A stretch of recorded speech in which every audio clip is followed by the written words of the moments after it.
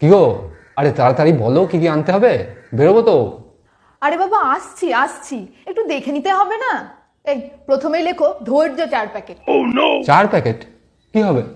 তোমার একারই 3 প্যাকেট, তাই। দুধ চাই। আর বলো আর। হ্যাঁ, আনন্দ একেবারে 5 লিটারের ডিব্বা নেবে, যা তাড়াতাড়ি ফুরোই, আর ফুর্তিও শেষের দিকে, ওটাও 2 লিটার নিও তো। বেশ, এই ফ্রিজে দেখো তো চিন্তা ভাবনার খবর কি, একেবারে এক ছড়ি নিয়ে আসি। তাই এনো।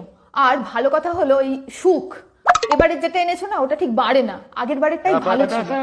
আচ্ছা, সেটাই 10 কেজি এনে রেখে দিচ্ছি, দেখো আবার পোকা লেগে না যায়।